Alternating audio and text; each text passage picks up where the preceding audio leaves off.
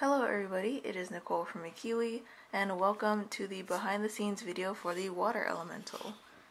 So here is the final, as you saw in the other video, assuming that you came from there, and I want to first show you the sketch. So this is the sketch, and surprise surprise, I like the sketch more, but I guess that's because it lacks color and it just shows the lines, so maybe I have a preference for that. But here's the thumbnails. So I think it started off with this one, and then it went on to this one over here, and this is kind of similar to the idea, but you can see the fin type was different. And here are some notes. So you can see I finished it on December 26, 2018, and this is the notes for the betta fish for the tail, because I was thinking of what kind of fish would be different from a normal fin type.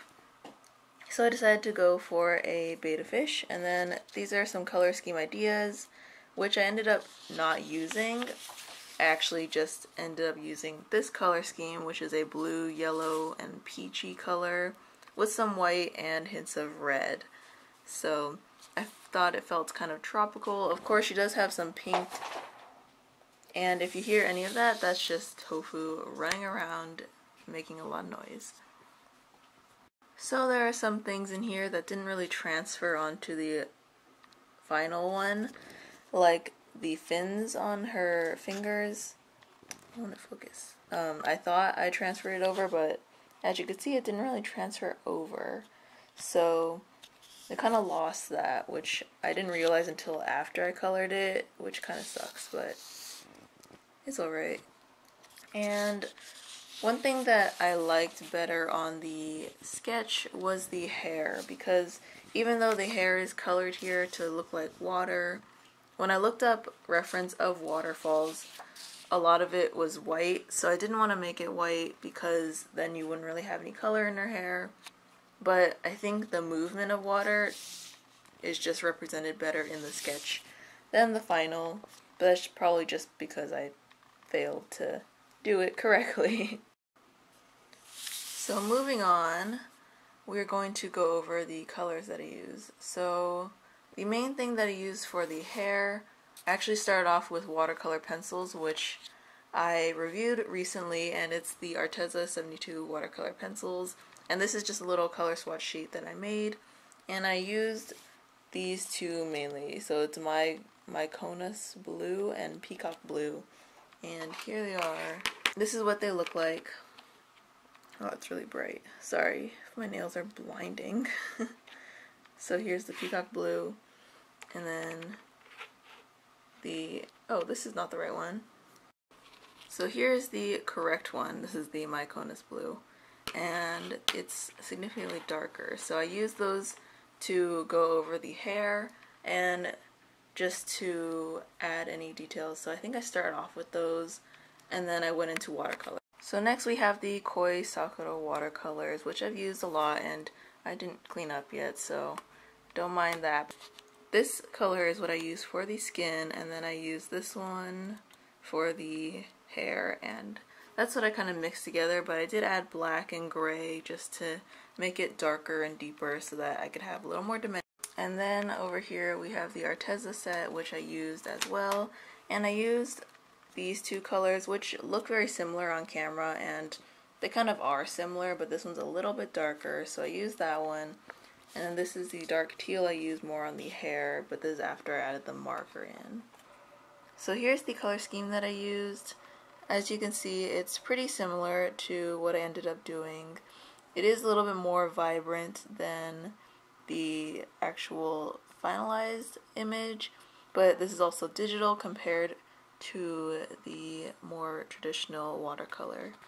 So next on the list we have these Color It water brush pens, which I've talked about before and I've used in my last one, but I used this peachy color for the kind of transition color between the orange and the yellow in the final drawing, which I'll show here. So I used it in this area where it transitions to white. I used some here and on the shells, so just to kind of blend it to make it not really a harsh orange but a peachy color which is what I was going for. And then I use this dark blue for a lot of the shading.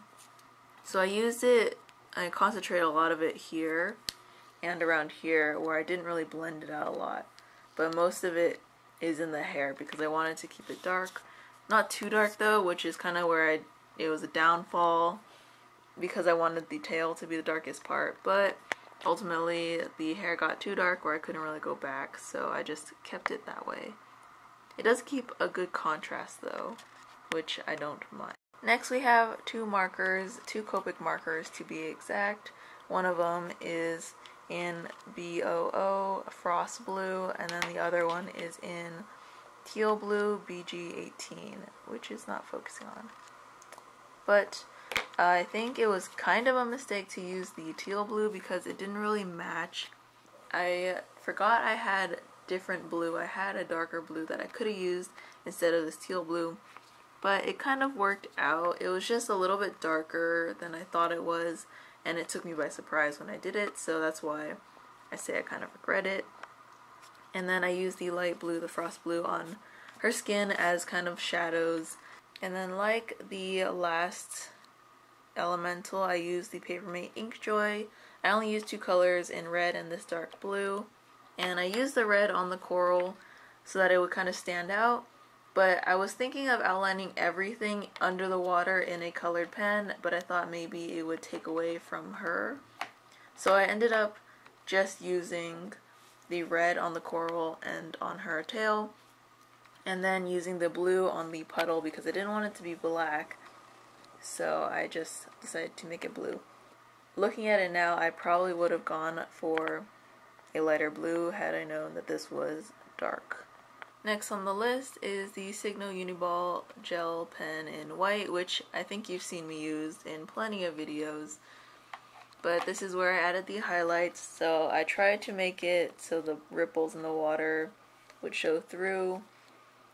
So there's some there, and then I tried to add it in her hair, but it didn't really work out. You can see I tried some white color pencil, and it's just some regular white color pencil, but I didn't really like the texture of that, so I ended up stopping. Which is why I'm not really showing it anyways. But I didn't want to add too many like lines to it, so I ended up just doing that. Here are the pens that I used for outlining. I used the Even set again. I think I used the Even set in the Fire Elemental, I'm not entirely sure. And I used number 2 for her face and 4 for pretty much everywhere else.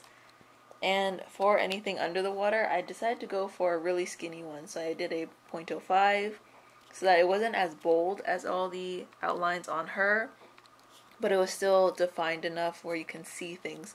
Because I think without the line, it felt very faded, which wasn't a bad thing, but I just wanted to see the detail and kind of define it because the way I did watercolor was very messy. And it was also outlined in pencil, so you can kind of see outlines anyway, but really messily. And last but not least, I used the Liquid Leaf again on this one. I'm probably going to use it on all of them just so they are kind of consistent and because it's kind of fun to use. So you could probably see I used it on her scales, and I put some in her hair to represent kind of like when you pan for gold. So there's gold in the water and gold on her scales. So I hope you guys enjoyed this behind the scenes video where I go over the sketch and the materials, and this is kind of the aftermath. This is all materials here, and then this is the packaging over here, and I kind of just keep everything at a distance, but it gets messy. And this is not even like the worst of it. Anyways, I hope you guys enjoyed it. Thank you guys so much for joining me today. Keep drawing, keep painting, and I'll see you guys next time. Bye!